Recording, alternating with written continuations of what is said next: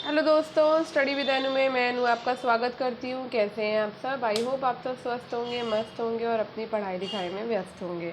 तो जैसे कि आपको पता है, आपकी हिस्ट्री की क्लास है ये, और ये हिस्ट्री हम पढ़ किस लिए रहे हैं? तो ये हिस्ट्री हम पढ़ रहे हैं बेसिकली जीआईसी के एग्ज़ाम के लिए, यानी कि प्रवक्ता के एग्ज़ाम के लिए, और साथ ही साथ आपके टीजीटी पीजीटी एग्ज़ाम के लिए, जो कि 2022 का भी कंडक्ट होने वाला है।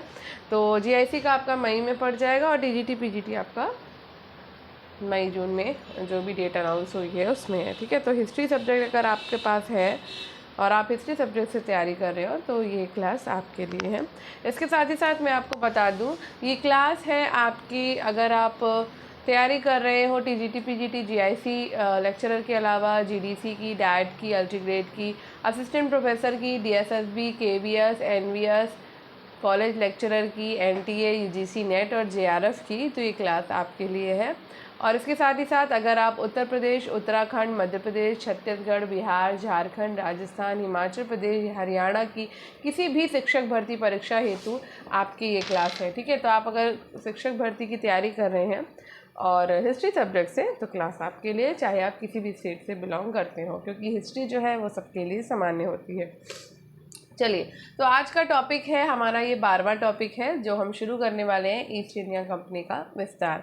और इससे पहले हमने कल जो टॉपिक ख़त्म किया वो हमने गुप्त और गुप्तोत्तर काल ख़त्म किया था, और मैंने कल ही आपको बता दिया था कि आज से आपका ईस्ट इंडिया कंपनी का विस्तार शुरू हो जाएगा। ठीक है, तो चलिए शुरू करते हैं आज की अपनी क्लास। और होली की वजह से मैंने आपको प्रॉमिस किया था कि आपकी क्लासेस आती रहेंगी, लेकिन मैं उस वादे को पूरा नहीं कर पाई, और मैंने आपकी कल से क्लासेस को शुरू किया है। और गुप्तोत्तर की एक क्लास मैंने होली से पहले ही आपके लिए रिकॉर्ड की थी। सोचा था कि कंटिन्यू हो पाएगा, लेकिन नहीं हो पाया मुझसे, मैं ही अपने वादे पे खरे नहीं उतर पाई। तो अब क्या कर सकते हैं। तो ये जो 4-5 दिन निकल गए होली की वजह से, 4-5 दिन क्यों, ऑलमोस्ट 7 डेज़ निकल गए, 7-8 डेज़, एक हफ़्ता मान के चलिए। तो उसके लिए मैं वही क्षमाई मांगती हूँ आपसे, और कोशिश करूँगी कि बहुत जल्दी जल्दी फास्ट वे में करा सकूँ। तो आप भी अगर थोड़ा सहयोग करेंगे तो जल्दी हो जाएगी क्लासेस को। तो यहाँ पर मैं आपको बता दूँ, जो क्वेश्चन रिपीटेड होने वाले हैं, या जो क्वेश्चंस के हमारे लगता है हमें कि बहुत ज़्यादा बड़ा डिस्क्रिप्शन है, वो यूज़फुल नहीं है, तो वो मैं स्किप करूँगी, तो ही हम क्लासेस को कवर कर पाएंगे। और अब मेरी यही है कि मैं हर उसकी कम से कम, है ना, 2 क्लास में कवर कर दूँ। तो जैसे आपने देखा गुप्त और गुप्तोत्तर का अभी 2 क्लास में मैंने ख़त्म करा दिया, वैसे ही ईस्ट इंडिया कंपनी का विस्तार, तो ये आपका 200+ क्वेश्चन है इसमें भी, तो वो मैं भी 2 क्लास में इसको ख़त्म करा दूँगी। ठीक है, आज और कल में ही ख़त्म हो जाएगा। उसके बाद हम नेक्स्ट क्लास अपनी नेक्स्ट जो टॉपिक है वो शुरू करेंगे। तो मेरी कोशिश यही है, पहले मैंने सोचा था कि 15 मार्च तक मैं आपका पूरा हिस्ट्री ख़त्म करा के दोबारा से रिवीजन स्टार्ट कर दूँगी, और साथ ही साथ मैं प्रैक्टिस सेट शुरू करा दूँगी। तो प्रैक्टिस सेट तो अभी आप चिंता मत करो, वो तो मैं 1 अप्रैल से शुरू करा ही दूँगी। आपका 1 महीना आप प्रैक्टिस सेट आप आराम से करिएगा, लेकिन रिवीजन का थोड़ा सा डिले हो जाएगा, क्योंकि 1 हफ्ता मान्य रखता है, 7-8 दिन जो गैप हुआ हमारा, है ना, लॉस हो गया हमारा, तो उसके थोड़ा सा डिले हो गया है, तो इसलिए मैं थोड़ा सा फास्ट कराऊंगी ताकि आपकी जल्दी से जल्दी क्लासेस हो जाए। ठीक है, और फिर हम रिवीजन शुरू कर दें, क्योंकि हम मान के चलो मार्च तो गिनना ही नहीं है, मार्च आ चुका है, तो मार्च को काउंट नहीं करते हैं, सीधे अप्रैल बचा है। तो अप्रैल में हमें प्रैक्टिस सेट भी करना है, साथ ही साथ हमें इसका पूरा रिवीजन भी करना है। ठीक है, तो चलिए शुरू करते हैं आज की अपनी क्लास। बातें बहुत हो गई हैं, तो मेरे चैनल पर जो नया है, यानी आज आप नए हैं, तो स्टडी विद अनु में अगर आप नए हो तो स्टडी विद अनु को सब्सक्राइब कर लीजिए, बेल आइकन को प्रेस कर लीजिए, ताकि मेरे द्वारा जितना भी कंटेंट करवाया जा रहा है वो सारा का सारा आपको मिल सके, जो भी मटेरियल मैं आपको दे रही हूँ। चलिए शुरू करते हैं। तो इसका पहला क्वेश्चन है, निम्नलिखित में से किस ब्रिटिश रेजिडेंट की रिपोर्ट पर फरवरी 1856 में अवध का विलय हुआ? तो ये विलय हुआ था WS स्लीमैन के रिपोर्ट पर। ठीक है, तो ब्रिटिश रेजिडेंट कर्नल आउटरम की रिपोर्ट के आधार पर अवध का विलय 1856 में ब्रिटिश भारत में किया गया था। वेलेजली ने भारत में सहायक संधि की शुरुआत की, जिसका सामान्य अर्थ दो से अधिक शक्तियों के बीच सुरक्षा हेतु आपसी समझौता था। सहायक संधि के तहत अवध राज्य को भी लाया गया था, और कालांतर में डलहौजी ने विलय या हड़प नीति से ब्रिटिश राज्य का विस्तार शुरू किया, जिसमें प्राकृतिक उत्तराधिकारी न होने के कारण दत्तक पुत्र को उत्तराधिकार से वंचित करके ब्रिटिश राज्य में मिला लिया जाता था। इस तरह से 17 सातारा इन्होंने 1848 में मिला लिया, नागपुर को इन्होंने 1854 में अधिकृत कर लिया, झांसी 1853 में कब्जे में आ गई और 1856 में अवध पर कुशासन का आरोप लगाकर अवध के नवाब वाजिद अली शाह को गद्दी से उतारकर प्रत्यक्ष तौर पर ब्रिटिश राज्य में मिला लिया गया था। ठीक है, नेक्स्ट है निम्नलिखित में से कौन सी पुस्तक अर्नोल्ड डायनबी के द्वारा नहीं लिखी गई है? तो अर्नोल्ड डायनबी के द्वारा आपकी डार्विनिज्म इन हिस्ट्री नहीं लिखी गई है, अ स्टडी ऑफ हिस्ट्री उनकी है, सिविलाइजेशन ऑन ट्रायल उनकी है, the world and the west भी उन्हीं की है। ठीक है, तो प्राकृतिक चयन पर आधारित पुस्तक है डार्विनिज्म इन हिस्ट्री नामक पुस्तक अर्नोल्ड डायनबी के द्वारा नहीं लिखी गई है। प्राकृतिक चयन के वैज्ञानिक आलोचकों की रचनात्मक प्रतिक्रिया के रूप में इस ग्रंथ का संकलन चार्ल्स डार्विन और अल्फ्रेड रसेल ने मिलकर किया है। वस्तुतः डार्विनिज्म इन हिस्ट्री के प्रमुख प्रणेता डार्विन को ही माना जाता है, इसे ही प्राकृतिक वर्ण या नेचुरल सिलेक्शन भी कहा जाता है। दिए गए विकल्पों में अन्य पुस्तकों का लेखन जो है वो डार्विन के द्वारा किया गया था। नेक्स्ट क्वेश्चन है, मालाबार के किस शासक ने 1766 में, ठीक है, मैसूर से होने वाले धावे को रोका था और डच और अंग्रेजी व्यापारिक कंपनियों को नियंत्रण में रखने के लिए काली मिर्च के व्यापार पर अपनी शर्तें लागू की थी? तो वो थे वाम्मा पलासी राजा। ठीक है, तो 18वीं शताब्दी के उत्तरार्ध में मालाबार तट पर हिंदू शासक वाम्मा पलासी राजा का शासन था और उसके शासनकाल के दौरान अंग्रेजी व्यापारिक कंपनियां ईस्ट इंडिया कंपनी दक्षिण भारत की ओर अपना व्यापारिक एवं राजनीतिक प्रसार कर रही थी। वे कंपनियां भारतीय राजाओं के बीच मतभेद डालकर उन राज्यों पर क्रमशः अपना अधिकार बढ़ाती जा रही थी, जिससे अंग्रेज किसानों से मालगुजारी वसूल करने का काम भारतीय राजाओं को सौंप देते थे। ठीक है, और खेती करने वाले किसानों का बिल्कुल भी परवाह नहीं करते थे। धीरे धीरे किसानों पर अंग्रेज मालगुजारी की रकम बढ़ाते गए, जिससे किसानों का धैर्य टूट गया और इसी समय 1766 में मैसूर के शासक टीपू सुल्तान के विरुद्ध वाम्मा पलासी राजा ने अंग्रेजों की सहायता करी और सहायता के बदले अंग्रेजों से एक मौखिक शर्त हुई थी कि कोट्टम की मालगुजारी एकत्र करने का अधिकार तथा काली मिर्च पर खेती और व्यापार का नियमन यानी कि देखरेख वाम्मा पलासी राजा करेंगे। लेकिन मैसूर युद्ध के बाद अंग्रेज अपने वादे से मुकर गए, जिससे वाम्मा पलासी राजा ने अंग्रेजों के विरुद्ध विद्रोह कर दिया था और कोट्टम से मालगुजारी अंग्रेजों को देना बंद कर दिया। नेक्स्ट है, किसने ये घोषणा की कि बहादुर शाह की मृत्यु के पश्चात मुगलों को राजा की उपाधि नहीं मिलेगी? तो ये किया था कैनिंग ने। मुगल सम्राट 1803 से ब्रिटिश संरक्षण में रहने लगा, लेकिन मान मर्यादा संबंधित उनके दावे स्वीकृत थे। ब्रिटिश गवर्नर जनरल ने बादशाह को यह साफ समझा दिया कि आपकी बादशाहत नाम मात्र की है। ब्रिटिश गवर्नर जनरल ऑकलैंड ने बादशाह को अपने दावे और अधिकार छोड़ने को कहा। डलहौजी ने सम्राट को लाल किले से हटने के लिए कहा। बादशाह को उपाधि छोड़ देने और अपने उत्तराधिकारी नामजद करने का अधिकार भी छोड़ देने को कहा।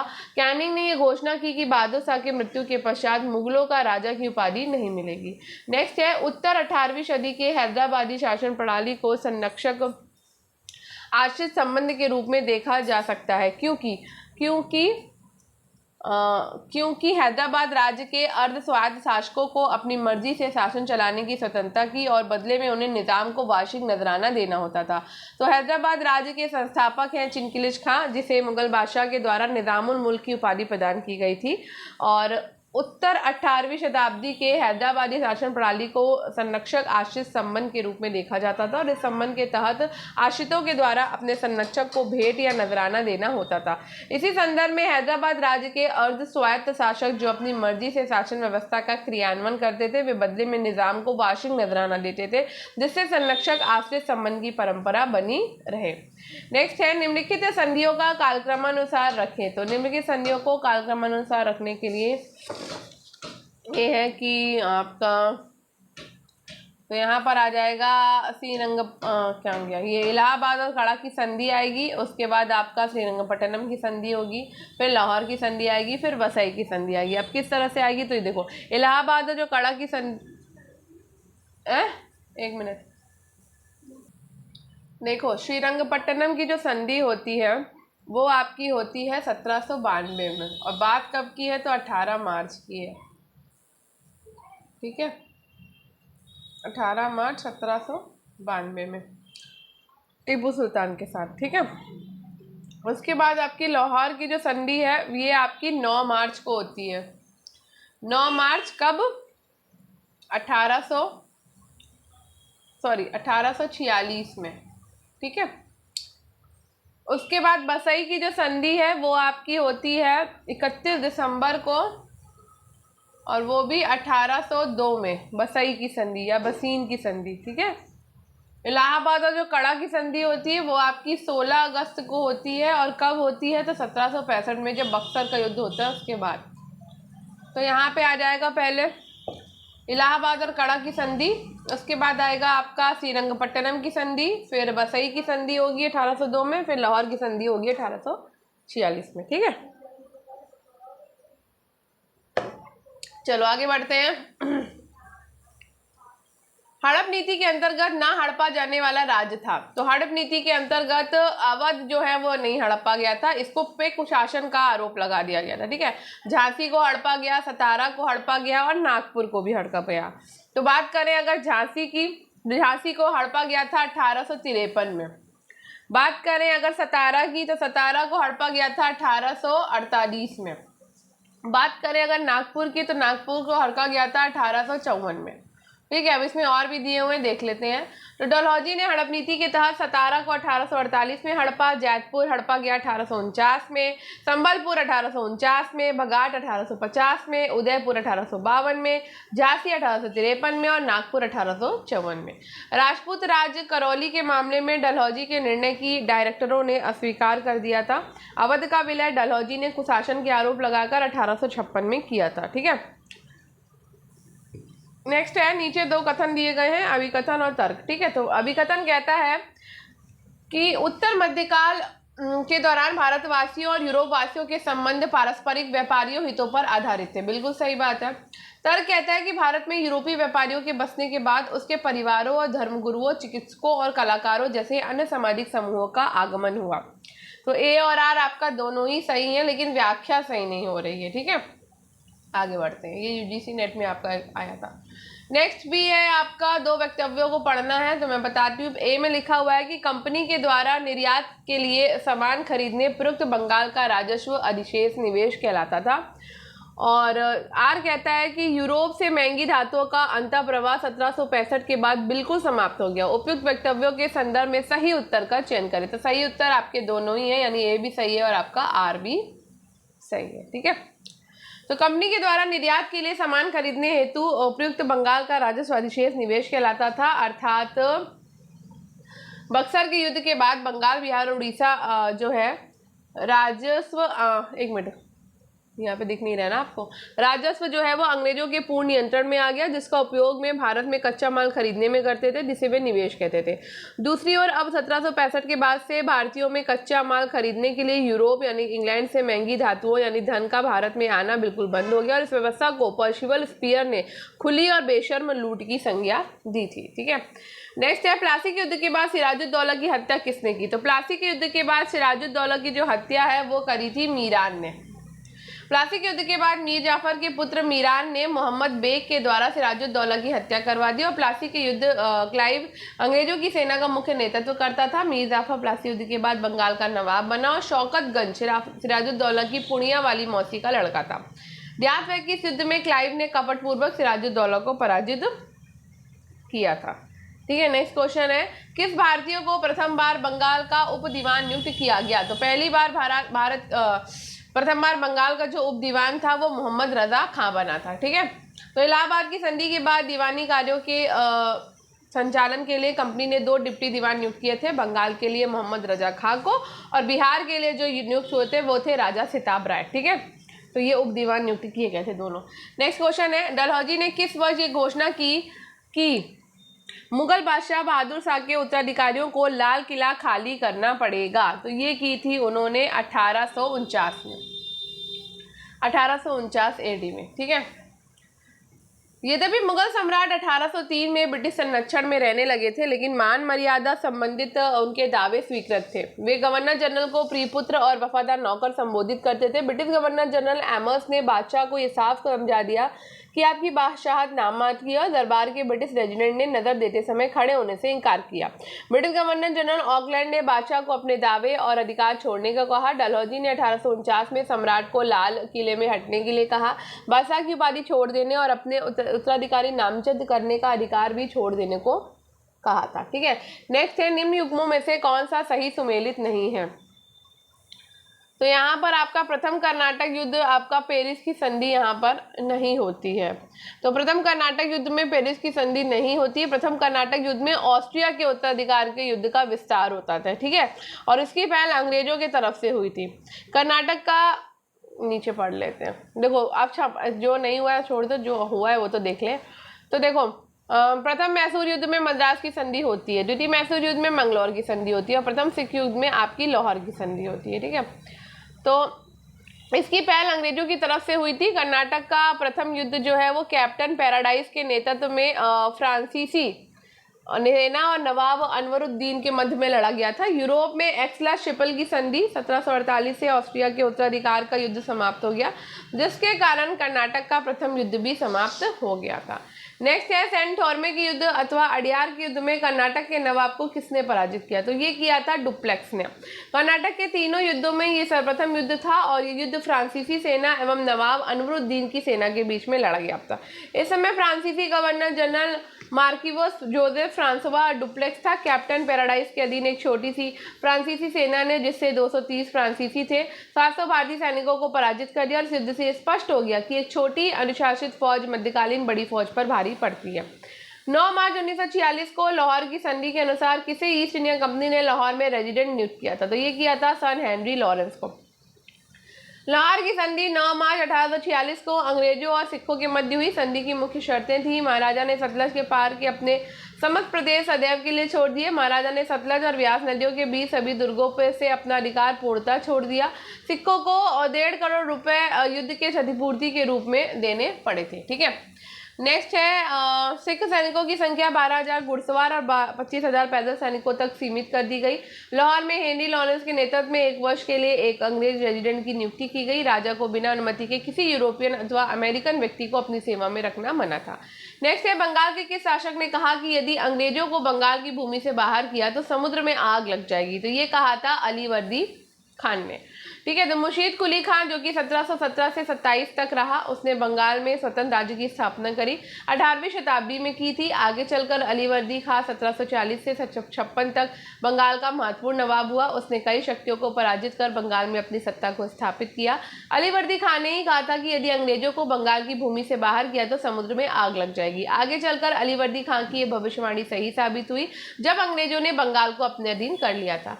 नेक्स्ट है निम्नलिखित घटनाओं पर विचार कीजिए और उन्हें कालक्रमानुसार व्यवस्थित कीजिए, ठीक है। तो देखो अभी हमने पढ़ा है थोड़ी देर पहले ही कि कब किसका विलय हुआ है। तो अगर आपको याद हो तो आप डिस्क्रिप्शन बॉक्स में ज़रूर कमेंट बॉक्स में कमेंट में मुझे ज़रूर बताइएगा, ठीक है। बाकी मैं तो बता ही देती हूँ। तो जैतपुर का जो विलय होता है वो आपका 1849 में होता है। रुक जाओ, उसको थोड़ा नीचे कर लेते हैं। जैतपुर का जो विलय करता है डलहौजी, वो करता है आपका 1849 में, ठीक है। सतारा का जो विलय होता है वो सबसे पहले होता है 1848 में। उसके बाद झांसी का विलय आपको पता ही है 1853 में हो जाता है। उसके बाद नागपुर का विलय होता है 1854 में, ठीक है। तो ये कालक्रम है। तो पहले नंबर पे सतारा आ जाएगा, दूसरे पे जैतपुर आ जाएगा, तीसरे पे झांसी और चौथे पे नागपुर, ठीक है।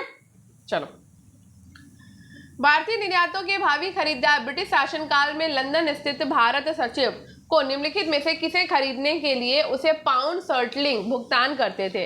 तो ये करते थे काउंसिल बिल, ठीक है। काउंसिल बिल के लिए उसे पाउंड सर्टलिंग भुगतान करते थे, ठीक है। तो भारतीय निर्यातों में भावी खरीदार ब्रिटिश शासनकाल में लंदन स्थित भारत सचिव को काउंसिल बिल खरीदने के लिए उसे पाउंड सर्टलिंग भुगतान करते थे। विशेष तथ्य क्या है? ईस्ट इंडिया कंपनी के विदेशी ऋणों पर ब्याज, सैनिक व्यय, रेलों, सिंचाई, सड़क यातायात और बुनियादी ढांचे की दूसरी विभिन्न सुविधाओं में विदेशी निवेशों पर जमानतशुदा ब्याज, सरकार की खरीद नीति, जिसके चलते वो अपनी सारी स्टेशनरी इंग्लैंड से खरीदती रही, और अंत में घरेलू अदायगी अर्थात लंदन के इंडिया ऑफिस में भारत सचिव और उसके पूरे प्रतिष्ठान का खर्च, और साथ ही सैनिक और असैनिक कार्मिकों अर्थात भारत पर शासन करने वाले व्यक्तियों के वेतन, पेंशन और प्रशिक्षण के खर्चों के भुगतान आदि धन का वास्तविक हस्तांतरण काउंसिल बिलों की बिक्री के जरिए होता था। नेक्स्ट है व्यक्तिगत का सिद्धांत किस राज्य पर 1852 में लागू किया गया? तो ये किया गया था उदयपुर में।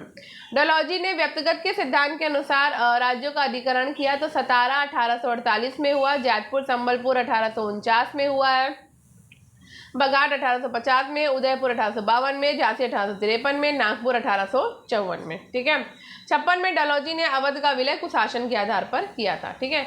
नेक्स्ट है 1690 में जॉब चार्नोक के अंग्रेज कोठी की स्थापना कहाँ की थी? तो ये की थी इसने सूतानदी में। ठीक है। कहाँ की थी? सूतानदी में।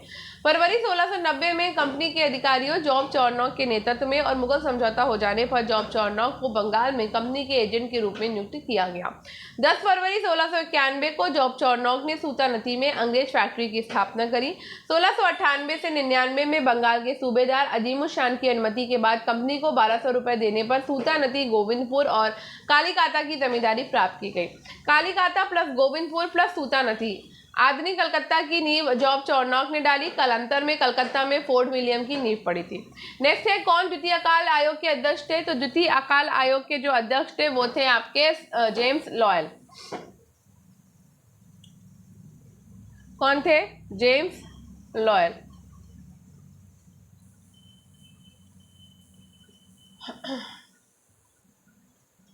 चलो आगे बढ़ते हैं। अच्छा, आधुनिक भारत में अकाल आयोग तो देख लो भाई, यहाँ पे प्रथम था स्ट्रेची आयोग जिसकी अध्यक्षता रिचर्ड स्ट्रेची ने की थी और नियुक्त करने वाला जो जनरल था वो था लिटन। और बात कब की है? तो बात है 1800 पता नहीं 80 लिखा है, जाने क्या लिखा हुआ है, मिसप्रिंट है मुझे तो लग रहा है, 1880 है। चलो, द्वितीय है लॉयल आयोग बना था द्वितीय में और जेम्स लॉयल की अध्यक्षता में, और एलिगन द्वितीय ने इसको नियुक्त किया था 1897 में। तृतीय आपका जो अकाल था मैकडोनाल्ड आयोग, इसके अध्यक्ष थे एटनी मैकडोनाल्ड की अध्यक्षता में हुआ था। गर्जन ने जो है नियुक्त किया था 1900 में। ठीक है। नेक्स्ट है किस वर्ष डच ईस्ट इंडिया कंपनी की स्थापना हुई? तो डच ईस्ट इंडिया कंपनी की स्थापना 1602 में हुई थी। 1602 में Dutch East India company Verenigde Oost Indische company की स्थापना हुई, जिसे हॉलैंड की संसद ने 21 वर्षों तक भारत और पूर्व के देशों के साथ व्यापार करने का अधिकार दिया। इसमें युद्ध और संधि करने, किले बनाने और भारतीय प्रदेशों को जीतने का अधिकार भी था। भारत में डचों ने आंध्र प्रदेश के मछलीपट्टनम यानी कि मसूलीपट्टनम में 1605 में प्रथम डच कारखाने की स्थापना की थी। नेक्स्ट है 1510 में किसने बीजापुर से गोवा पर कब्जा किया था? तो ये किया था अफोंसो डी अल्बुकार्क ने। 1510 में अल्बुकार्क ने गोवा पे कब्जा कर लिया, जो बीजापुर के सुल्तान का प्रमुख पत्तन था। यह अलेक्जेंडर के बाद पहला भारतीय क्षेत्र था जो यूरोपियों के अधीन में आया। मलक्का और हरमुज पर 1511 में पुर्तगाली प्रभुत्व कायम हो चुका था। लाल सागर के मुहाने पर स्थित सकोत्रा द्वीप, सुमात्रा के अचिन दुर्ग आदि पर नए किले स्थापित किए गए थे। नेक्स्ट है किस प्रथा के तहत प्रत्येक एशियाई जहाज को पुर्तगालियों से पासपोर्ट लेना आवश्यक था? तो ये था कर्टास प्रथा के तहत। ठीक है। तो पुर्तगाली समुद्र के रास्ते होने वाले व्यापार को नियंत्रित करने और उस पर कर लगाने का प्रयास किया। अपनी कार्टस अरमेडा काफिला व्यवस्था द्वारा इन्होंने एशियाई व्यापार पर गहरा प्रभाव डाला और उनका मुख्य साधन कार्टस या परमिट, जिसके पीछे आर्मेडा का बल होता था कि कोई भी भारतीय अरबी जहाज पुर्तगाली अधिकारियों से कार्टस दिए बिना अरब सागर में नहीं जा सकता था। कार्टस का अर्थ है परमिट या प्रवेश पत्र होता था। नेक्स्ट है विशेष तथ्य। अकबर का पुर्तगालियों से प्रथम परिचय गुजरात के कैम्बेक यानी कि खंबात की खाड़ी में हुआ था। कार्टस एशियाई देशों में सामूहिक क्रियाकलापों के लिए पुर्तगालियों के द्वारा यूरोपीय व्यापारियों की अनुमति प्रदान करने वाला एक दस्तावेज था। ठीक है। नेक्स्ट है किसने केप ऑफ गुड होप के आसपास एशिया के लिए सीधे समुद्री मार्ग की खोज किसने की थी? तो ये की थी वास्को दा गामा ने। ठीक है। तो पुर्तगालियों और स्पेन वासियों ने भौगोलिक खोजों का युग शुरू किया। पुर्तगाल के नाविक बार्थोलोम्यो डियाज ने 1487 में उत्तर माशा अंतरीप केप ऑफ गुड होप की खोज करी, जिसे तूफानी अंतरिप कहा जाता है। 1498 में पुर्तगाल निवासी वास्को डी गामा ने उत्तर माशा उत्तरी का चक्कर काटते हुए भारत पहुंचने में सफलता पाई थी। नेक्स्ट है किसके नेतृत्व में अंग्रेज सेना पोर्टो नोवा में हैदर अली को पराजित किया? तो ये किया था आयरकोट। जुलाई 1780 में हैदर ने कर्नाटक में अरकाट पर आक्रमण कर दिया। नवाब भागकर अंग्रेजों के पास पहुंचा। परिणाम स्वरूप कर्नल बेली और हेक्टर मुनरो के नेतृत्व में दो अलग अलग सेनाएं भेजी गई। टीपू ने इन दोनों सेनाओं को आपस में मिलने नहीं दिया। हैदर ने कर्नल बेली को अरंदी के युद्ध में पराजित कर दिया और ये खबर सुनकर हेक्टर मुनरो युद्ध सामग्री तालाब में फेंककर भाग खड़ा हुआ। इस तरह हैदर अली ने 1780 में अरकाट जीत लिया। अब अंग्रेजों ने निजाम को गुंटूर का क्षेत्र देकर उसे हैदर से अलग कर दिया। उन्होंने मराठों से 1782 में सालाबाई की संधि कर ली, जिससे मराठे भी हैदर से अलग हो गए। अब वॉरेन हेस्टिंग ने आयरकूट के नेतृत्व में एक सेना भेजी। पोर्टो नोवा के युद्ध में हैदर अली पराजित हुआ और घायल घायल हो गया। 7 दिसंबर 1782 को हैदर अली की मृत्यु हो गई थी। नेक्स्ट है, एक्सला चैपल की संधि से कौन सा युद्ध समाप्त हुआ? तो ये प्रथम कर्नाटक युद्ध समाप्त हुआ था। प्रथम कर्नाटक युद्ध प्रत्यक्ष रूप से 1746 से 48 में यूरोपीय घटनाओं से जुड़ा है। अंग्रेज और फ्रांसीसी दोनों ही ऑस्ट्रिया पर अपना आधिपत्य स्थापित करने के उद्देश्य से लड़ते रहते थे। 21 सितंबर 1746 को ला बुर्डोन के नेतृत्व में फ्रांसीसी टुकड़ी ने मद्रास पे कब्जा कर लिया। मद्रास 17वीं सदी के मध्य से ही अंग्रेजों के प्रमुख व्यापारिक केंद्रों में से एक था। दूसरी ओर अंग्रेजों ने 6 सितंबर 1748 से 15 अक्टूबर 1748 तक पौंडीचेरी के चारों ओर से घेरे रखा, लेकिन डुप्ले ने उनका बहादुरी के साथ में मुकाबला किया और अंग्रेजों को संधि करने पर मजबूर कर दिया और दोनों सेनाओं के बीच 1748 को एक्सला चैपल की संधि हो गई थी और इस संधि के बाद युद्ध समाप्त हो गया तथा मद्रास अंग्रेजों को वापस कर दिया गया एवं बदले में फ्रांस को अंग्रेज उत्तरी अमेरिका में लुइसबर्ग मिल गया था। विशेष तथ्य क्या है? प्रथम कर्नाटक युद्ध में फ्रांसीसियों को यह एहसास हो गया कि एक छोटी सी यूरोपीय सेना भी भारतीय सेना की सहायता में क्या कर सकती है, बताओ। ये भारत की बड़ी से बड़ी सेना का मुकाबला कर सकती है। ठीक है, नेक्स्ट क्वेश्चन है, प्रथम बर्मा युद्ध कब हुआ था? तो प्रथम बर्मा युद्ध 1824 में हुआ। बंगाल का अधिकार करने के बाद से कंपनी का अधिकृत क्षेत्र बर्मा की सीमा तक पहुंच गया। 1818 में बर्मा का राजा विलियम हेस्टिंग को पत्र लिखकर चटगांव, मुर्शिदाबाद, ढाका, कासिम बाजार पर दावा किया। 1821 से 22 में बर्मा के राजा ने अहोम राज्य पर को जीत लिया। 1823 में बर्मियों ने चटगांव के निकट शाहपुरी द्वीप पर अधिकार कर लिया। इस पर एमर्स ने युद्ध की घोषणा कर दी और 1824 से 1826 तक बर्मा पर अधिकार कर यानडबू की संधि कर ली। नेक्स्ट है, निम्नलिखित में से कौन सी लड़ाई प्रथम आंग्ल सिख युद्ध से संबंधित नहीं थी? तो ये चिलियावाला का युद्ध जो है वो संबंधित नहीं था।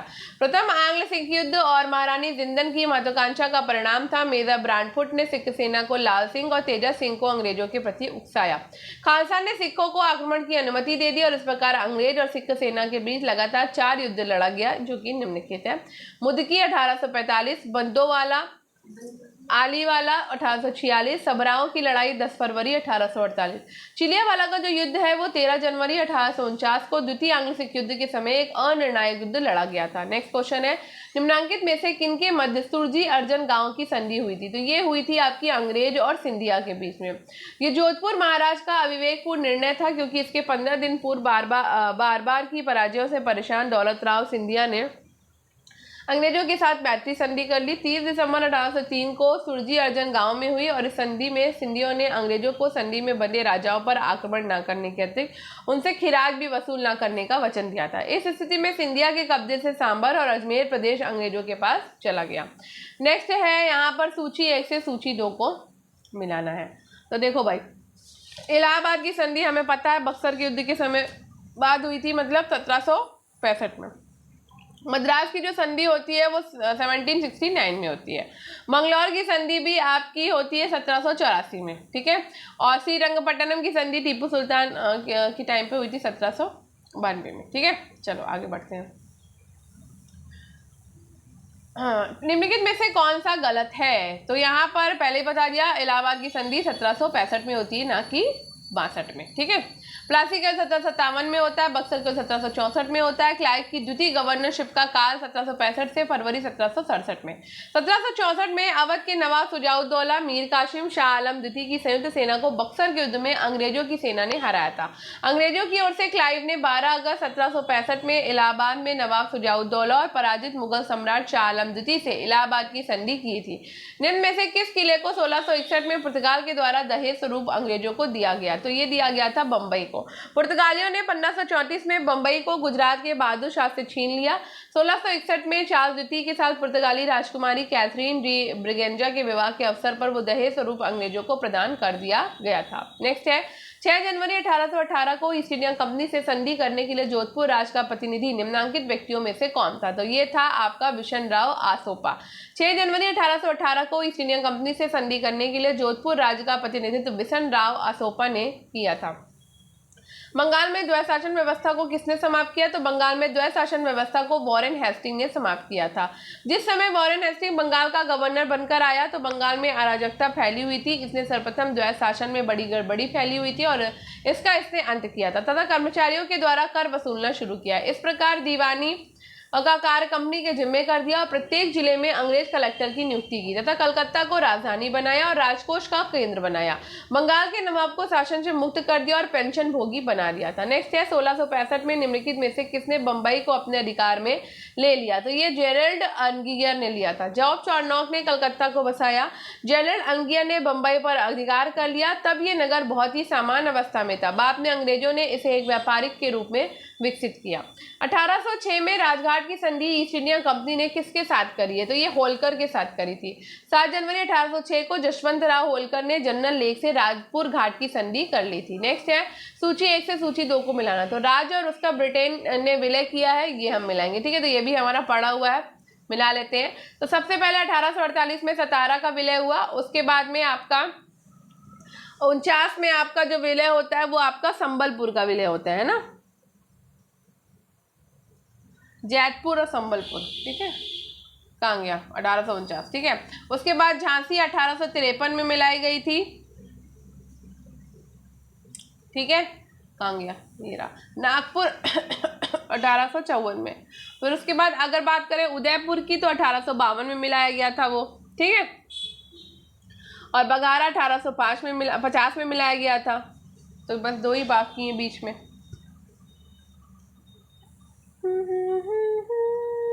चलो आगे बढ़ते हैं भाई।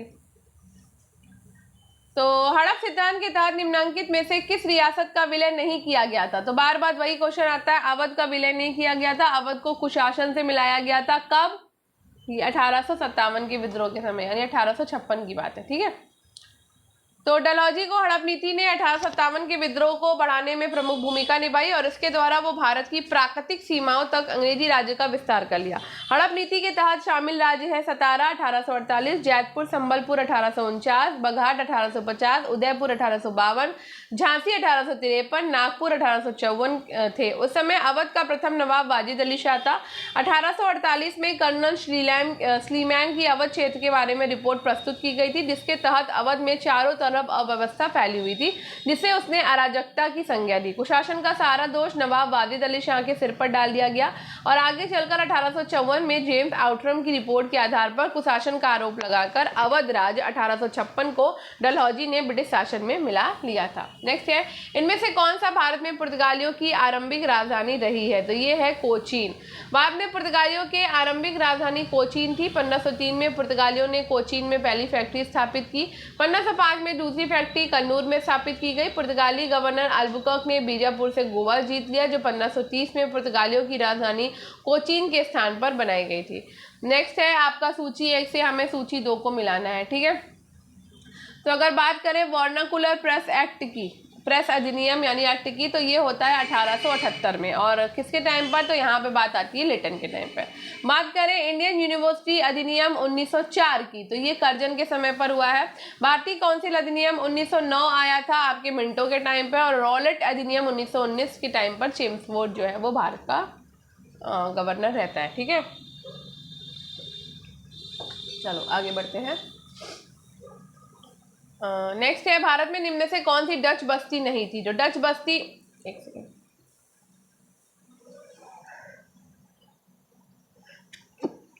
सॉरी छींक आने वाली थी मुझे। तो कौन सी डच बस्ती नहीं थी? तो ये माहे नहीं थी। ठीक है, बालासोर थी, चिंसूरा था और नेगापट्टनम भी था। तो भारत में चिंसूरा, बालासोर और नागपट्टनम डच बस्तियां थी, जहां उन्होंने 1653 में चिंसूरा, 1658 में बालासोर, नागपट्टनम में अपने कारखाने स्थापित किए। माहे मालाबार तट पर स्थित फ्रांसीसी बस्ती थी। ये देखो कहाँ से कहाँ पहुंच गया, एक सेकेंड, 42 पे थे हम लोग ना, सही होता है। चलो आगे बढ़ते हैं। फ्रांसीसियों के द्वारा मद्रास अंग्रेजों को वापस लौटाया गया। तो ये लौटाया गया था आपका एक्सला-शैपल की संधि 1748 के द्वारा।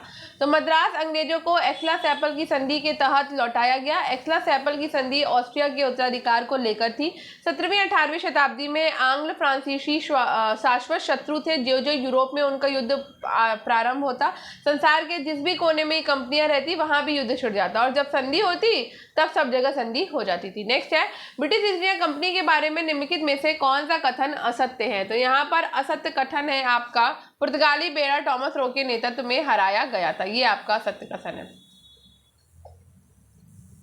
चलो, तो 1609 में हॉकिंस जहांगीर से मिला। जहांगीर ने फैक्ट्री खोलने की अनुमति दी, परंतु पुर्तगालियों के कान भरने से अंततः मना कर दिया।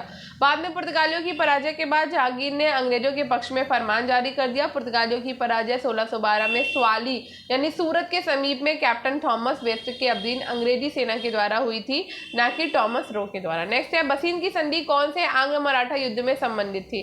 तो बसीन की संधि जो संबंधित थी वो संबंधित थी आपकी द्वितीय आंग्ल मराठा युद्ध से। ठीक है, तो पेशवा बाजीराव द्वितीय ने पूना में अपने वर्चस्व को बनाए रखने के लिए मराठा सरदारों में फूट डालना शुरू किया, जिससे आपस में युद्ध हुआ और इसी युद्ध का परिणाम था कि अंग्रेजों से 1802 में बसीन की संधि को मराठा सरदारों ने राष्ट्रीय अपमान माना और द्वितीय आंग्ल मराठा युद्ध शुरू हुआ। नेक्स्ट है, 1799 में टीपू की मृत्यु के बाद मैसूर की गद्दी पर वेलेजली ने किसे बिठाया था? तो ये बिठाया था कृष्णराज को। टीपू 1799 में श्रीरंगपट्टनम दुर्ग पर अंग्रेजों के विरुद्ध लड़ता हुआ मारा गया। अंग्रेजों ने श्रीरंगपट्टनम पर अधिकार कर लिया। मैसूर राज्य को आडियार वंश के 2 वर्षीय बालक कृष्णराज को राजा बनाकर अपने संरक्षण में ले लिया और इसके साथ ही उस पर सहायक संधि ला दी थी। नेक्स्ट है, सालबाई संधि के समय कौन गवर्नर जनरल था? तो उस समय गवर्नर जनरल था वॉरेन हेस्टिंग। 17 मई 1782 को मराठा और अंग्रेजों के बीच सालाबाई की संधि और इस दौरान भारत का गवर्नर जनरल वॉरेन हेस्टिंग था।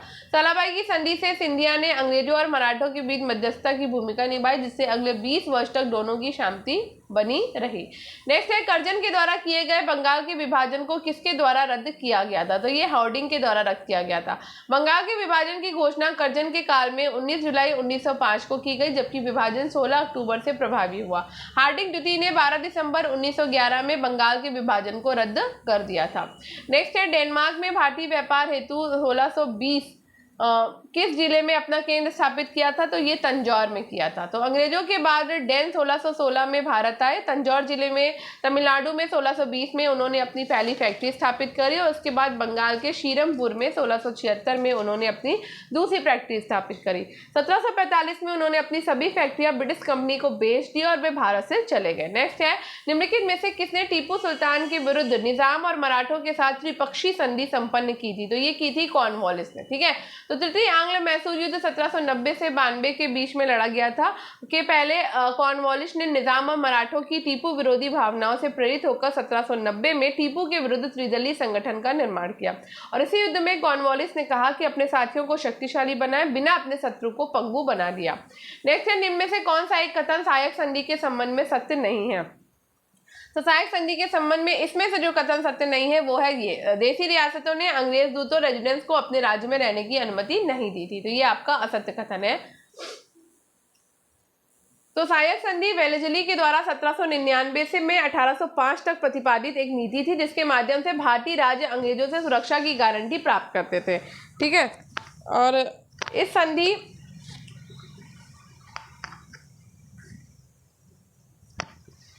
संधि में विदेश नीति, युद्ध या अशांति अंग्रेजों से पूछकर की जाती थी और प्रत्येक राज्य को अपनी राजधानी में एक ब्रिटिश दूत रखना पड़ता था। ठीक है, नेक्स्ट है, दक्कन की किस सल्तनत से अल्बुकर्क ने गोवा हस्तगत किया था? तो ये किया था बीजापुर से। ठीक है, तो अल्बुकर्क ने 1509 में भारत में वायसराय नियुक्त हुआ, जिसे भारत में भारतीय पुर्तगाली साम्राज्य का प्रथम वास्तविक संस्थापक माना जाता है। अल्बुकर्क ने 1510 में बीजापुर के शासक आदिल शाह यूसुफ से गोवा को छीन लिया, जो आगे चलकर भारत के पुर्तगाली व्यापारिक केंद्र की राजधानी बन गई थी। नेक्स्ट है, निम्नलिखित में से कौन सा यूरोपीय युद्ध प्रथम कर्नाटक युद्ध के प्रारंभ होने के लिए उत्तरदायी था? तो ये था आपका ऑस्ट्रिया के उत्तराधिकार का युद्ध।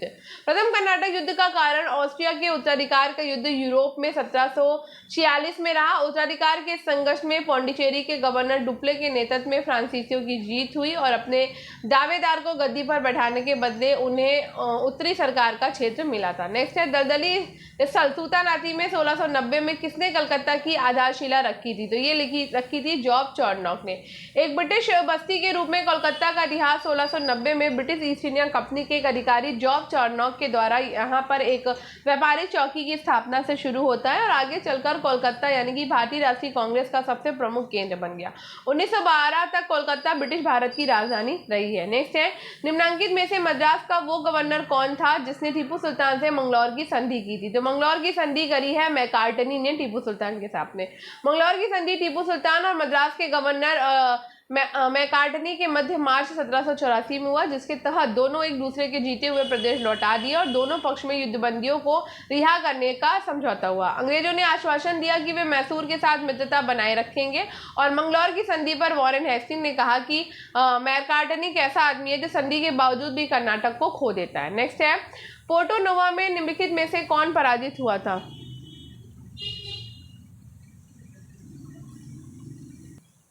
पोर्टो नोवा में निम्नलिखित में से कौन पराजित हुआ था? तो पोर्टो नोवा में जो पराजित हुआ था वो हुआ था हैदर अली। ठीक है, तो पोर्टो नोवा की लड़ाई जो है वो 1782 में मैसूर के हैदर अली और आयरकूट के नेतृत्व में कंपनी के मध्य में हुई थी। कोलेरून नदी के तट पर हुए इस युद्ध में हैदर अली के पुत्र टीपू सुल्तान ने 400 फ्रांसीसी सैनिकों की सहयोग से 100 ब्रिटिश और 1800 भारतीय सैनिकों को पराजित कर दिया था। लेकिन ब्रिटिश नौसेना ने पन्ना पट्टिनम पर अधिकार कर हैदर अली को यकीन दिला दिया कि वो अंग्रेजों को नहीं पराजित कर सकेंगे। फलस्वरूप हैदर अली को भारी हर्जाना देना पड़ा था। ठीक है, नेक्स्ट है, एलिफेस्टन कहाँ गवर्नर था? तो एलिफेस्टन जो गवर्नर था वो बम्बई का था। माउंट स्टुअर्ट एलिफेस्टन स्कॉटलैंड का एक राजनयिक और इतिहासकार था जो ब्रिटिश सरकार की तरफ से 1819 से 27 में मुंबई का गवर्नर रहा, जहां उसने कई शिक्षण संस्थान शुरू किया और उसने भारत और अफगानिस्तान के बारे में पुस्तकें लिखी हैं। नेक्स्ट है, डचों ने भारत में अपना पहला उपनिवेश कहाँ स्थापित किया था? तो डचों ने अपना पहला उपनिवेश जो स्थापित किया था वो पुलिकट में किया था। ठीक है, तो डचों ने भारत में अपनी पहली फैक्ट्री 1605 में मसूलीपट्टनम में, 1610 में पुलिकट में, 1616 में सूरत में, 1645 में करिकल में, 1653 में चिंसूरा में, 1658 में कासिम बाजार में और 1663 में कोचीन में डचों ने अपनी फैक्ट्री लगाई थी। डचों ने पुलिकट को अपना मुख्यालय बनाया था। नेक्स्ट है, निम्नलिखित में से किस यूरोपीय कंपनी ने बंगाल की खाड़ी में समुद्री डकैती करने के लिए हुगली में अपना बेस यानी कि आधार यानी कि भूमि बनाया था? तो ये था आपका पुर्तगाली। तो बंगाल के शासक महमूद शाह के द्वारा 1534 में पुर्तगालियों को चटगांव सतगांव में अपनी फैक्ट्री खोलने की अनुमति मिली, जिससे पुर्तगालियों ने बंगाल की खाड़ी के व्यापार पर अपना कब्जा जमा लिया, जिसे बाद में औरंगजेब ने चटगांव के समुद्री लिटोरों का सफाया किया था। ठीक है, नेक्स्ट है, सूची 1 से सूची 2 को मिलाना है। तो चलो मिला लेते हैं भैया सूची 1 से सूची 2 को।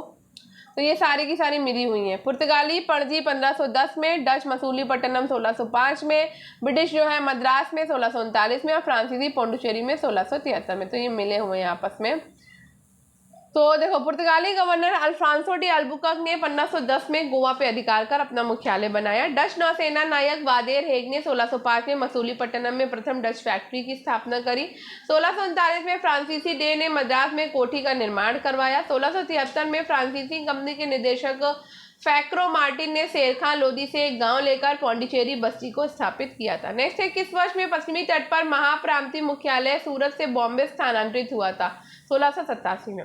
ब्रिटिश शासन के दौरान एक गवर्नर बॉम्बे का मुख्य प्रशासनिक और राजनीतिक अधिकारी होता था। प्रेसिडेंसी की कार्यकारी सरकार को राज्यपाल के द्वारा प्रशासित किया गया था। भारत के गवर्नर जनरल के रूप में प्रेसिडेंसी में उनके पास समान शक्ति और अधिकार रहते थे। अब्राहम शिपमैन को 1662 में बॉम्बे का पहला रॉयल गवर्नर नियुक्त किया गया था। 1664 में जब सूरत में शिवाजी के अधीन मराठा झुंडों द्वारा छापा मारा गया, जो जॉर्ज ऑक्सियन के द्वारा अंग्रेजी कारखाने का बचाव किया गया था। 1668 में बॉम्बे को 10 पाउंड के वार्षिक भुगतान के बदले ईस्ट इंडिया कंपनी को स्थानांतरित कर दिया गया था। अंततः 1687 में कंपनी के मुख्यालय को भी सूरत से बॉम्बे स्थानांतरित कर दिया गया तथा ब्रिटिश क्राउन ने कंपनी के भंग होने के बाद इस क्षेत्र का औपचारिक पुनर्ग्रहण कर लिया था। नेक्स्ट है, कलकत्ता की स्थापना से पूर्व बंगाल में अंग्रेजों की सर्वाधिक बड़ी बस्ती कौन सी थी? तो ये थी हुगली। यूरोपीय वाणिज्य कंपनी में अंग्रेजी कंपनी सर्वाधिक सफल रही और इनकी सफलता का प्रमुख कारण था इनका भारत सहित समूचे एशियाई व्यापार के स्वरूप को समझना और व्यापार विस्तार में राजनीतिक सैनिक शक्ति का सहारा लेना। कंपनी का प्रारंभिक उद्देश्य ही था भूभाग नहीं बल्कि व्यापार। 1619 तक अहमदाबाद, भड़ौच, बड़ौदा, आगरा में कंपनी के व्यापारिक कारखाने स्थापित हुए। इन सभी व्यापारिक कोठियों पर नियंत्रण सूरत से होता था। शाहजहां ने पुर्तगालियों से नाराज होकर बंगाल के सीमित क्षेत्र में व्यापार करने की अनुमति अंग्रेजों को दी।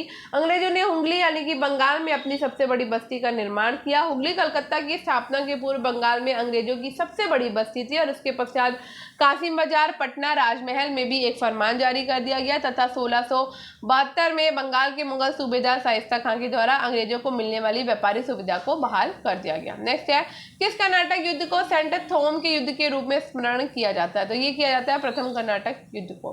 कर्नाटक युद्ध भारत में इंग्लैंड और फ्रांस के बीच 18वीं शताब्दी के मध्य अपने वर्चस्व की स्थापना को लेकर हुआ युद्ध था। युद्ध का केंद्र कर्नाटक के भूभाग रहे हैं, इसलिए इसे कर्नाटक युद्ध कहते हैं। प्रथम कर्नाटक युद्ध 1746-48 में अंग्रेज एडमिरल बर्नेट के नेतृत्व में अंग्रेजी सेना के द्वारा कुछ फ्रांसीसी जहाजों पर अधिकार कर लिया गया।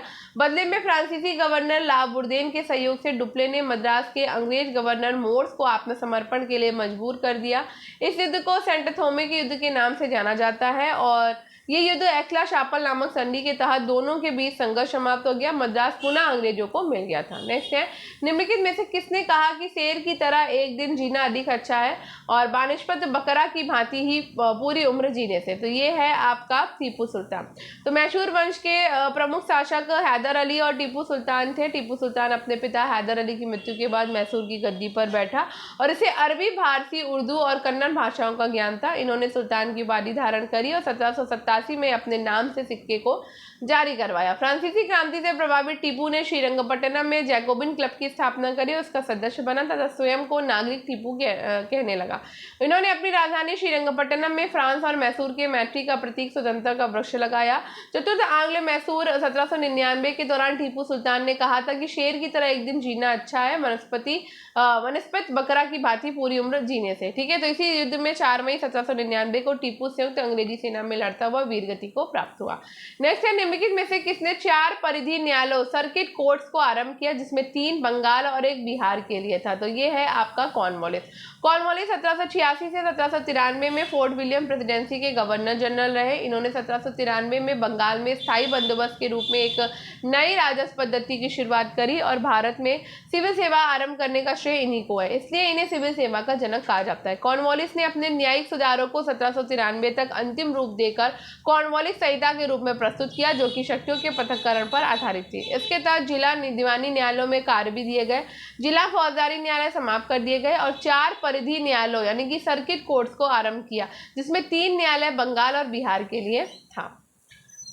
1739 में मराठों ने सॉल्सेट और बेसिन पर कब्जा किया था। तो ये कब्जा किया था पुर्तगालियों से। तो सॉल्सेट भारत के पश्चिमी तट पर मुंबई के निकट स्थित एक द्वीप है और ये केन्या के मिजिंगो द्वीप, हांगकांग और मालदीव के माले द्वीप के बाद विश्व का 7वां सबसे घनी बस्ती वाला और 13वां सर्वाधिक जनसंख्या वाला द्वीप बन गया। 1737 में सॉल्सेट पर मराठों के द्वारा कब्जा कर लिया गया और उत्तरी पुर्तगाली प्रांत के अधिकांश भाग को भी 1739 में मराठों ने ले लिया। ब्रिटिश लोगों ने सॉल्सेट पर 1774 में पुनः कब्जा कर लिया जो सालाबाई की संधि 1782 के तहत औपचारिक रूप से ईस्ट इंडिया कंपनी को दे दिया गया है। नेक्स्ट है, निम्नलिखित में से कौन बंगाल का प्रथम नवाब था? तो ये है मुर्शीद कुली खां। मुर्शीद कुली खां बंगाल का स्वतंत्र संस्थापक था। औरंगजेब ने मुर्शीद कुली खां को 1701 में बंगाल का सूबेदार नियुक्त किया था। फर्रुखसियर ने 1719 में उसे उड़ीसा की सूबेदारी सौंपी थी। मुर्शीद कुली खां ने अपनी राजधानी ढाका से मुर्शिदाबाद स्थानांतरित कर दी। मुर्शीद कुली खां बंगाल का प्रथम नवाब था। नेक्स्ट है, निम्नलिखित में से कौन सा वायसराय साहित्यकार होने के नाते साहित्यिक जगत में ओवन मेरेडिथ के नाम से प्रसिद्ध था? तो ये था लिटन। ठीक है, तो लिटन 1876 में से 1880 तक भारत का वायसराय रहा जो कि एक विख्यात कवि, उपन्यासकार, निबंध लेखक था। साहित्यिक जगत में वो ओवन मेरेडिथ नाम से प्रसिद्ध है और इसी के समय 1878 में वर्नाकुलर प्रेसेंट लागू किया गया था। नेक्स्ट है, वेलेजली ने किसको अपने दूत के रूप में ईरान के शाह दरबार में भेजा था? तो ये भेजा था मेहंदी अली खां को। ठीक है, तो वेलेजली भारत में शांति की नीति को छोड़कर केवल युद्ध नीति का पालन करता है और साम्राज्य विस्तार हेतु इसने सहायक संधि प्रणाली का प्रयोग किया। 1799 में उसने मेहंदी अली खां नामक दूत ईरान के शाह के दरबार में भेजा था। नवंबर 1800 में एक अन्य दूत जॉन मेलकम बहुत से बहुमूल्य उपहार लेकर ईरान भेजा गया जिसके परिणाम स्वरूप शाह से एक संधि हुई जिसमें शाह ने फ्रांसीसियों को अपने देश में आने की अनुमति न देने का वचन किया। वास्तव में वेलेजली मैकियावेली का अनुयायी था। भारत में पुर्तगालियों ने सर्वप्रथम अपना दुर्ग कहाँ निर्मित किया था? तो अपना दुर्ग सबसे पहले कोचीन में निर्मित किया था। पुर्तगाल के शासक पूर्वी व्यापार पर शाही एकाधिकार बनाने के लिए दृढ़ संकल्पित थे, जिससे न केवल यूरोप और एशिया के प्रतिस्पर्धी देशों का अपितु निजी पुर्तगाली व्यापारियों का भी कोई दखल नहीं होता था। इस प्रकार हिंद महासागर में नियंत्रण स्थापित करने में पुर्तगालियों ने आरंभ से ही बल प्रयोग का तरीका अपनाया। पुर्तगाली कारखानों ने शीघ्र ही दुर्गों का रूप धारण कर लिया। भारत में पुर्तगालियों ने सर्वप्रथम 1503 में कोचीन में छोटा सा दुर्ग बनाया, जो भारत में उनका पहला दुर्ग था। 2 साल बाद कैन्नौर में दूसरा किला बनाया गया और उसी वर्ष 1505 में प्रथम पुर्तगाली वायसराय फ्रांसिस्को डी अल्मीडा को भारत भेजा गया, ताकि वो भारत में पुर्तगाली राज्य की स्थापना कर सके। उसे पुर्तगाली सरकार की ओर से निर्देशित था कि वो भारत में ऐसे पुर्तगाली दुर्ग बनाए जिनका लक्ष्य सुरक्षा न होकर हिंद महासागर के व्यापार में पुर्तगाली नियंत्रण स्थापित करना हो। बाद में पुर्तगाली साम्राज्य की नींव रखने वाला अल्फ्रांसो डी अल्बुकर्क था। और पुर्तगालियों के अन्य दुर्ग थे किल्वा, अंजी द्वीप, गोवा पर 1510 में अधिकार किया गया था। नेक्स्ट है बक्सर का युद्ध कब हुआ था? तो बक्सर का युद्ध होता है 22 अक्टूबर 1764 को।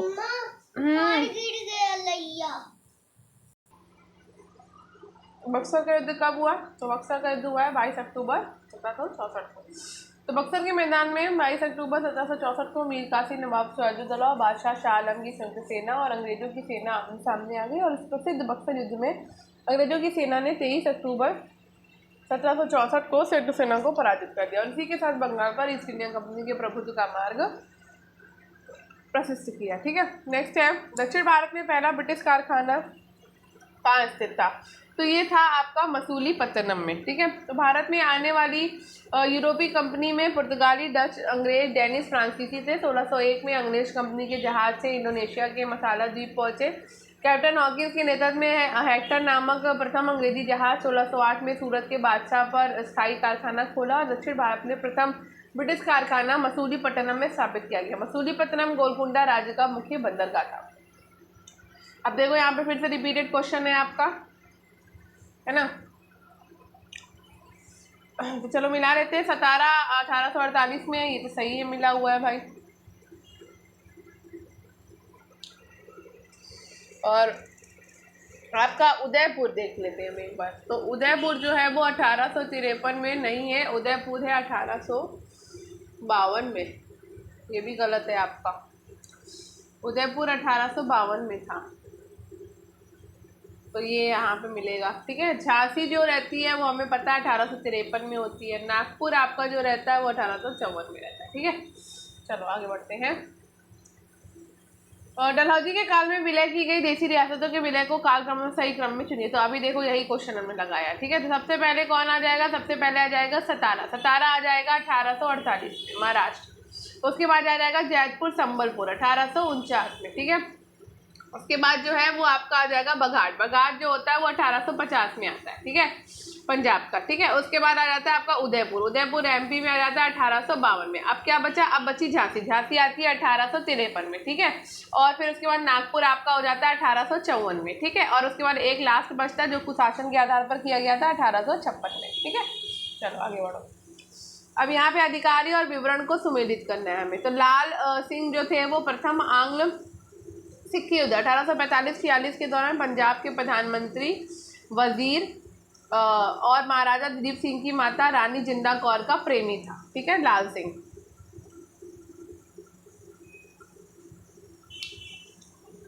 तो यहाँ पे आपका 1 सही हो जाएगा। ठीक है,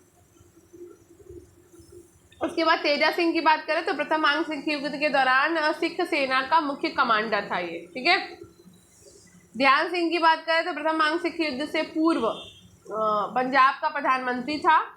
और ये महाराजा खड़क सिंह जो कि 27 जून 1839 से 8 अक्टूबर 1839 के समय में वजीर यानी कि प्रधानमंत्री बना था। तो सी का हो जाएगा 4। अब बात करते हैं मूलराज की। तो मूलराज जो है वो प्रथम आंग सिख युद्ध के बाद मुल्तान का गवर्नर बना था। नेक्स्ट क्वेश्चन पे चलते हैं। सालाबाई की संधि 1782 के प्रावधानों के बारे में निम्नलिखित में से कौन सा कथन सत्य है? सालाबाई की संधि 1782 के प्रावधानों के बारे में निम्नलिखित में से कौन सा कथन सत्य है? तो कौन सा कथन सत्य है? तो इसमें आपका ये सही है, सॉल्सेट और एलिफेंटा अंग्रेजों के पास रहे। ठीक है, नेक्स्ट है कार्थजेस क्या थे? तो कार्थजेस जो थे वो आपके थे पुर्तगालियों के द्वारा हिंद महासागर में जहाज़ों को जारी किया गया आज्ञा पत्र होता था। ठीक है, ये भी हम पढ़ चुके हैं। नेक्स्ट है बंगाल का सूबेदार जिसकी आज्ञा से फ्रांसीसियों ने 1653 में चन्नगर में फैक्ट्री स्थापित की, तो वो था शाइस्ता खान। बंगाल के मुख्य सूबेदार शाइस्ता खान ने 1673-74 में फ्रांसीसियों को एक स्थल दिया और 1690-92 में उन्होंने चन्नगर की प्रसिद्ध फ्रांसीसी कोठी स्थापित की। 1668 में फैंग्रो कैरो की अध्यक्षता में सूरत में पहली फ्रांसीसी फैक्ट्री स्थापित हुई। उसके बाद 1669 में भारत के पूर्वी तट पर स्थित मसूलीपट्टनम में दूसरी फैक्ट्री स्थापित हुई थी। नेक्स्ट है भारत में पुर्तगालियों की बस्तियों का पहला गवर्नर कौन था, तो ये था Francisco de Almeida. British Bharat के इतिहास में मैसूर का उसके पुराने शासक परिवार को वापस सौंपा जाना एक अद्वितीय घटना थी, जिसे किसने अंजाम दिया, तो ये दिया था मार्किस ऑफ रिपन ने। ठीक है, तो बेंटिक ने 1831 में कुशासन के आधार पर मैसूर का अंग्रेजी राज में विलय कर लिया। उसे रिपन ने उसके पुराने शासक राजवंश को 50 वर्ष बाद वापस कर दिया था, जो ब्रिटिश भारत के इतिहास में एक अभूतपूर्व घटना थी। फ्लोरेंस नाइटिंगेल ने रिपन को भारत के उद्धारक की संज्ञा दी थी। नेक्स्ट है किस व्यवस्था अथवा बंदोबस्त के अधीन भारतीय राज्य विदेश और रक्षा मामलों के अपने अधिकार खो बैठे, तो ये है सहायक संधि प्रणाली।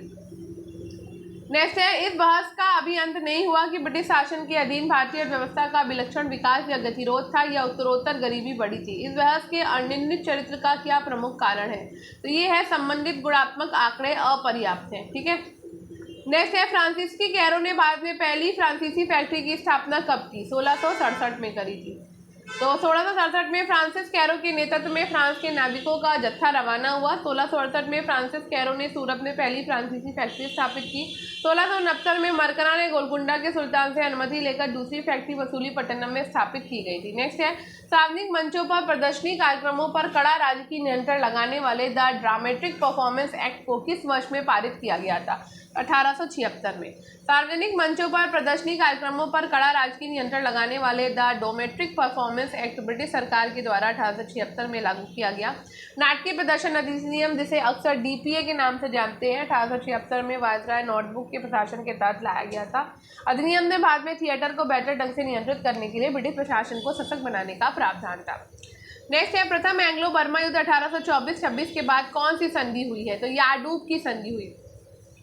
प्रथम आंग्ल बर्मा युद्ध 1824-26 को हुआ था और युद्ध का मुख्य कारण था बर्मा राज्य की सीमाओं का ब्रिटिश साम्राज्य के आसपास तक फैल जाना, जिस कारण से अंग्रेजों के समक्ष एक संकट खड़ा होने का खतरा बढ़ गया था। इस युद्ध के पश्चात याडूब की संधि हुई।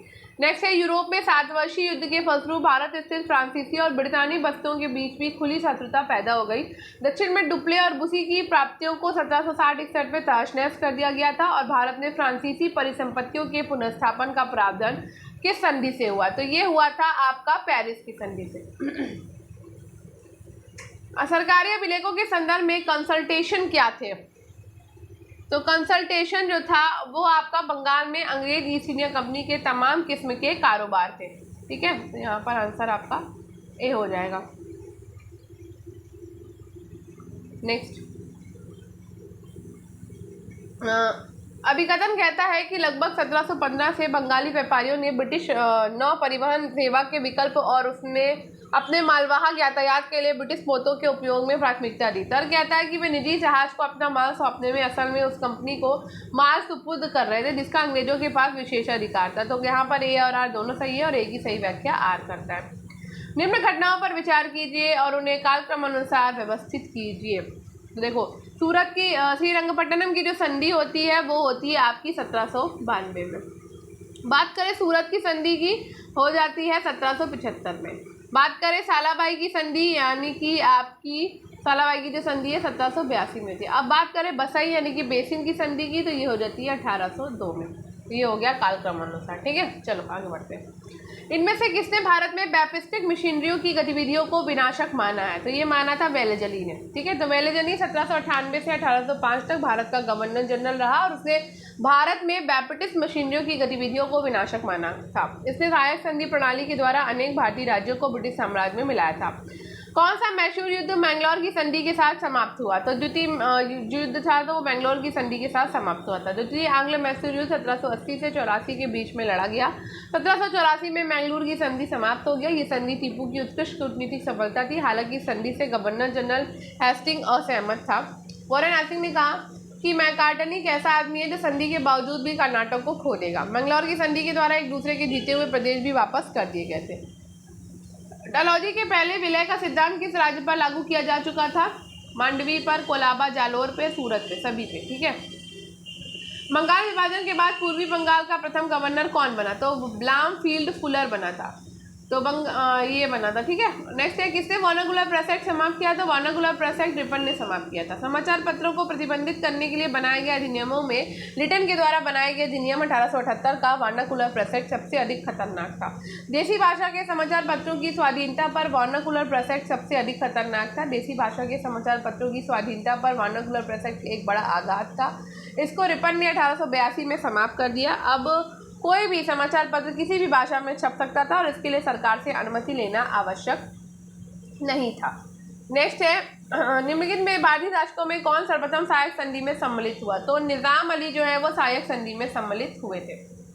डुप्ले की अवज्ञा कर ला बारदूनों द्वारा अंग्रेज ईस्ट इंडिया कंपनी को पुनः मद्रास लौटा दिए जाने के पीछे निम्नलिखित में से कौन सा कारक नहीं था? तो ये है आपका ला बारदूनों ने पहले ही अंग्रेजों को फिरौती के बदले मद्रास लौटा देने के लिए वचन दे दिया था। अंग्रेजों के द्वारा देशी रियासतों के साथ की गई निम्न संधियों को कालक्रमानुसार सजाएं और सही उत्तर यानी कि कूट का चयन करें। ठीक है। देखो, सालाबाई की जो संधि होती है, अभी ये क्वेश्चन हम ऑलरेडी कर चुके हैं, तो रिपीटेड क्वेश्चन है। ठीक है। तो देखो, सालाबाई की जो संधि होती है वो 1782 में होती है, याद कर लो। वसीन की जो संधि होती है वो होती है 1802 में। श्रीरंगपट्टनम की जो संधि होती है वो होती है 1792 में। और जो इलाहाबाद यानी कड़ा की जो संधि होती है वो होती है 1765 में। रिपीटेड क्वेश्चन है पूरा का पूरा। ठीक है। चलो, नेक्स्ट है, बंगाल में क्षय कालक्रम नीचे दिए गए कूट से मिलाइए। तो हम सबको पता है कि बंगाल में द्वैध शासन की समाप्ति कब हुई थी, है ना? इलाहाबाद की संधि अभी अभी पड़ी है। प्लासी का युद्ध भी पता है। तो देखो, प्लासी का जो युद्ध होता है वो होता है कालक्रम अनुसार मैं बता देती हूँ। तो सबसे पहले प्लासी का युद्ध होगा 1757 में। ठीक है। उसके बाद वांडीवॉश का युद्ध हो जाएगा 1760 में। उसके बाद इलाहाबाद की संधि हो जाएगी 1765 में। उसके बाद द्वैध शासन की समाप्ति हो जाएगी 1772 में। इस तरह से लगेगा ये। ठीक है। चलो आगे बढ़ते हैं। अब यहाँ अंग्रेजों के द्वारा देशी रियासतों के साथ की गई निम्न संधियों को सही कालक्रम में व्यवस्थित करें। तो यहाँ भी सही कालानुक्रम लगाना है हमें। तो असाई की जो संधि होती है वो होती है 1803 में। बात करें लाहौर की संधि की तो ये हो जाएगी 1846 में। बात करें राजापुर की संधि की तो ये हो जाएगी 1804 में। बात करें हैदराबाद के निज़ाम के साथ सहायक संधि की तो ये हो जाएगी 1798 में। ठीक है। चलो, ब्रिटिश ईस्ट इंडिया कंपनी की स्थापना कब हुई थी? तो ब्रिटिश ईस्ट इंडिया कंपनी की स्थापना 16वीं शताब्दी के अंतिम काल में हुई थी। ठीक है। Merchant of trading into the East Indies के नाम से ईस्ट इंडिया कंपनी की स्थापना हुई थी। काल कोठरी यानी कि ब्लैक होल की जो घटना है किसके सनसनीखेज बना दिया था? तो ये बना दिया था हॉलवेल ने। ठीक है। तो ब्लैक होल काल कोठरी की घटना 20 जून 1756 को कलकत्ता के फोर्ट विलियम में घटित हुई थी और इस घटना को हॉलवेल ने सनसनीखेज बना दिया। जबकि बक्सर के युद्ध के बाद 1765 में इलाहाबाद की संधि रॉबर्ट क्लाइव के समय में हुई थी। तो हमने 100 क्वेश्चन कर लिए, लेकिन चूंकि हमें 2 क्लासेस में इसको खत्म करना है तो हम 10 क्वेश्चन लगभग और करेंगे। ठीक है। तो कलकत्ता के फोर्ट विलियम का प्रथम सभापति कौन था? ये था आपका चार्ल्स आयर। ठीक है। तो इंग्लैंड के सम्राट के सम्मान में कलकत्ता में फोर्ट विलियम की स्थापना की गई थी। चार्ल्स आयर इसका पहला प्रेसिडेंट हुआ और 1700 में ये पहला प्रेसिडेंसी नगर घोषित किया गया था, जो 1774 से 1911 तक ब्रिटिश भारत की राजधानी रहा था। अब यहाँ पे अभिकथन और कारण का क्वेश्चन है। देखो, अभिकथन कहता है कि बंगाल में दीवानी अधिकारों के ग्रहण करने के पश्चात कंपनी ने प्रत्यक्षतः स्वयं धन निकास का आयोजन कर लिया था। तो बिल्कुल कर लिया था। सर कहता है कि कंपनी ने इंग्लैंड को बंगाल का राजस्व निवेश के नाम पर भेजना प्रारंभ किया। तो ये भी सही है। तो ए और आर आपके दोनों ही सही हैं और व्याख्या भी सही हो रही है। ठीक है। नेक्स्ट है, 1661 में निम्नलिखित में से कौन मद्रास का गवर्नर था? तो मद्रास का गवर्नर था फॉक्सक्राफ्ट। ठीक है। तो 1661 में कंपनी ने अंग्रेज अधिकारी फॉक्सक्राफ्ट को मद्रास का गवर्नर नियुक्त किया था। नेक्स्ट है, 1767 और 1769 के बीच बंगाल का गवर्नर कौन था? तो वेरलेस था। 1767 से 69 में बंगाल का गवर्नर वेरलेस था और इस समय बंगाल में द्वैध शासन लागू किया गया। शेष का शासनकाल है क्लाइव 1757 से 1760 तक रहता है। कार्टियर की बात करें तो 1769 से 1772 था, और काउंट डी लाली जो है वो फ्रांसीसी गवर्नर था। ठीक है, आगे बढ़ते हैं। अब यहाँ पे फिर से वही है, संधिया संधिया संधिया। तो अभी हमने देखा इलाहाबाद की संधि 1765 में हो जाती है। अगर बात करें मद्रास की संधि की तो ये होगी आपकी 1769 में। पुरंदर की संधि की बात करें तो पुरंदर की संधि 1776 में होती है, और मैंगलोर की संधि आपकी 1784 में होती है। ठीक है, तो ये हो गया मिलन। आगे बढ़ते हैं। नेक्स्ट है स्थान और ब्रिटिश राज में मिलाने का वर्ष। ठीक है, तो ये भी रिपीटेड क्वेश्चन है। झांसी आपकी 1853 में मिलाई जाती है। ठीक, संबलपुर की बात करें तो 1849 में मिल जाता है। अवध की बात करें तो 1856 में मिलेगा, और नागपुर की बात करें तो 1854 में मिलेगा। ठीक है, आगे बढ़ते हैं। उन राज्यों को क्रमानुसार कीजिए जिनका विलय डलहौजी ने लैप्स की नीति के अधीन किया था। तो भैया हम सबको पता है, सबसे पहले सतारा आ जाएगा। सतारा जो आपका कब मिलाया गया था, तो सतारा हमें मालूम है कि ये मिलाया गया था 1848 में। ठीक, उसके बाद आपका संबलपुर यानी कि चैतपुर मिलाया जाता है 1849 में। ठीक, उसके बाद आपका उदयपुर मिलाया जाता है 1852 में। ठीक, उसके बाद आपका 1853 में झांसी मिलाया जाता है। ठीक है, तो इस तरह से हो जाएगा। नेक्स्ट क्वेश्चन पे चलते हैं। परमोच्च शक्ति वो शक्ति है जिसका उपयोग, आगे पता नहीं क्या लिखा हुआ है, मैं देख लेती हूँ। तो परमोच्च शक्ति वो शक्ति है जिसका उपयोग ब्रिटिश सरकार परम उच्च शक्ति के रूप में करती है। तो इसका आंसर हो जाएगा राजा रजवाड़ों के राज्य के संबंध में। ठीक है, तो परमोच्च शक्ति वो शक्ति है जिसका उपयोग ब्रिटिश सरकार राजा रजवाड़ों के राज्यों और ब्रिटिश प्रांतों के संबंध में परम उच्च शक्ति के रूप में करती है। 1947 में ब्रिटिश भारत का विभाजन होने पर इन सब राज्यों में केवल सिक्किम को छोड़कर भारत एवं पाकिस्तान में से किसी एक में विलय होने का निर्णय किया है। नेक्स्ट, कथन और तर्क की बात करें। कथन कहता है कि भारत के प्रारंभिक ब्रिटिश प्रशासकों ने 18वीं सदी की अस्थिरता और असुरक्षा की कालावधि के रूप में देखा था। तर्क कहता है कि इस कालावधि के दौरान भारत में ब्रिटिश सत्ता का उदय मुगल सत्ता के हाथ से होने की वजह से हुआ, और परिणाम स्वरूप राजनीतिक, सैन्य और आर्थिक अव्यवस्था फैल गई थी। तो यहाँ पे कथन और तर्क आपका दोनों ही सही हैं, और व्याख्या भी सही कर रहे हैं। ठीक है, नेक्स्ट क्वेश्चन पे चलते हैं। इंग्लिश ईस्ट इंडिया कंपनी के द्वारा निम्नलिखित भारतीय क्षेत्रों पर कब्जा करने को कालक्रमानुसार व्यवस्थित करें। तो यहाँ पर आपको कालक्रमानुसार फिर से वैसे ही व्यवस्थित करना है। तो सबसे पहले आ जाएगा सिंध, उसके बाद आ जाएगा आपका सतारा, उसके बाद आ जाएगा आपका पंजाब, उसके बाद आ जाएगा आपका नागपुर। ठीक है, तो यहाँ पे आज की क्लास होती है समाप्त। अब बाकी के जो बचे हुए क्वेश्चंस हैं वो हम करेंगे कल वाली क्लास में। तो कल क्लास ये वाइंड अप हो जाएगी आपकी, क्योंकि इसमें टोटल जो क्वेश्चंस हैं मैं आपको बता देती हूँ, इसमें 222 क्वेश्चन है। तो हम 111 क्वेश्चन कर चुके हैं, तो सेम 111 क्वेश्चन हम कल करेंगे। मतलब 111 क्वेश्चन सेम वाले नहीं, इसके आगे क्वेश्चन, यानी 112 से हम कल करेंगे 222 तक। ठीक है, तो मिलते हैं कल, तब तक के लिए बाय बाय। और स्टडी विद अनु के साथ सब्सक्राइब रहिएगा, स्टडी विद अनु के साथ कनेक्टेड रहिएगा, और कमेंट बॉक्स में बताइएगा कि क्लास आपको कैसी लगी। मिलते हैं कल, तब तक के लिए बाय बाय।